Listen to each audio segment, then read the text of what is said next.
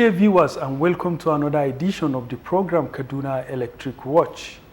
In this edition, we shall bring you a special interview with the HOU PPM Monitoring, Mr. Ikechukwu Ogbodick, where he highlights the differences between National Mass Metering Program and Meter Asset Provider, and how a customer gets meter under the two schemes. But before the interview, Jamila Bala has the news update. Over to you, Jamila. Here is the news, but first the headline. Meters are free, says Kaduna Electric, and now the news in detail. Kaduna Electric has warned customers to beware of fraudsters asking them to pay for meters or for its installation. It said any such demand, either by its staff or an installer, should be reported immediately to the company's nearest office. Kaduna Electric Head of Energy Metering, Engineer Aliu Mohammed Ghana, who made the call in a statement issued by the company at the weekend, urged customers and the general public not to pay a kobo for meters under the National Mass Metering Program, saying that meters under the scheme are free.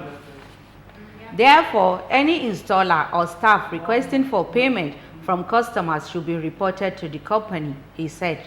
Engineer Ghana urged customers who have not yet been metered to be patient as deployment of meters under the National Mass Metering Program is in phases. He said phase 0 of the program is being concluded and that phase 1 will commence as soon as the federal government gives the go-ahead. He said customers who are unwilling to wait for meters under the National Mass Metering Program can apply for a meter under the ongoing Meter Asset Provider Scheme, which comes at a cost, but the cost of the meter shall be amortized and customers refunded through electricity units whenever they vend. According to him, the introduction of both National Mass Metering Program and Meter Asset Provider Scheme is to close the metering gap so that the cases of estimated billing will be reduced to a minimum. There are several types of application for meter. For new houses, for new connections, there is a process of customer acquisition which has to be met first to recognize that you are a customer that is willing to be connected to the network. After that, requirements have been filled and completed, and then you can actually now proceed to the point of application, which is the one you can connect to the our system and fill the form and all that. Now, the difference between the meter, the MAP, which is an acronym, a short form for Meter Asset Providers, and the NMMP, which is the National Mass Metering Program, is this. Government, having been very responsive to the plight of customers, actually intended to ensure or intends to ensure that every customer pays for what they consume. So in their wisdom and to the benefit of the customers and assisting us as active players in the sector, introduced the Meter Asset Provider Scheme.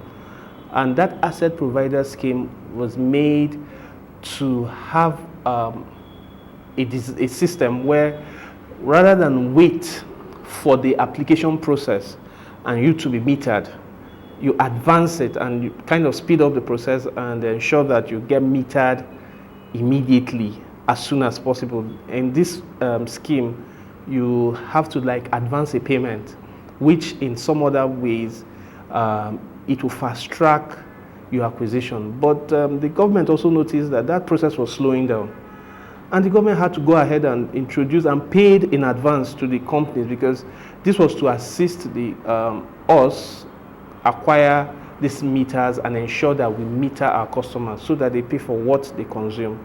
So going forward, the government introduced the National Mass Metering, which is the government have just paid for those meters and enjoined us to ensure that every customer in our network is metered. And to account for the energies they have consumed or they wish to consume. And it's also interesting to note that it has helped a lot of customers manage their income and manage their consumption, because where they don't have a need to use power, they have turned off the power, or where they feel that they are consuming, they have introduced energy efficient equipment to ensure that they are on budget. So it's like a pay before you use. For safety of life and property of people in every community, it is important to maintain certain distance between your building and electrical power lines. This short video demonstrates a minimum distance required to erect structures near power lines.